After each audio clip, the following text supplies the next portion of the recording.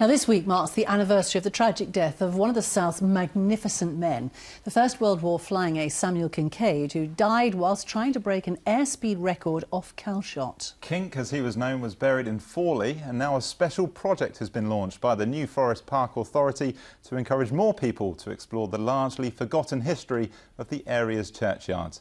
Roger Finn reports. Climbing into his supermarine, Flight Lieutenant Samuel Kinkead, a practice for the newsreel cameras in preparation for his attempt to become the first man to fly faster than 300 miles an hour. But within days, Kinkead would be dead. He'd been one of the First World War's top flying aces, with a tally of 33 enemy aircraft downed and a chest full of medals. After the war, he was part of Britain's successful Schneider Trophy team, and then, in March 1928, he attempted to break the 300-mile-an-hour barrier. But as huge crowds watched, his plane plunged into the Solent.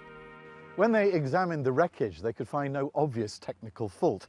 It was a misty day, much like now, hard to see the horizon. And given the speed that Kinkead was doing and the very low height, just 150 metres, any slight misjudgment would have spelt disaster.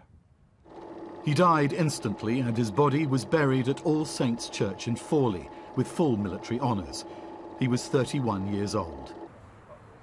Now a new effort is being made to encourage a new generation to discover stories like Kinkead's. One of the things we've got here is this quite unassuming grave in this churchyard here.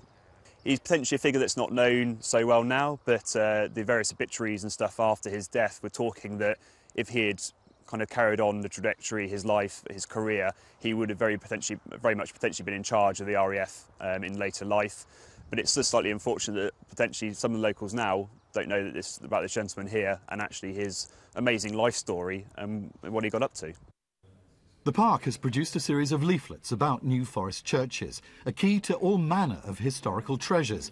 Here in All Saints, for instance, you can discover the story of the islanders who fled a volcano in Tristan da Cunha and were sheltered in Calshot.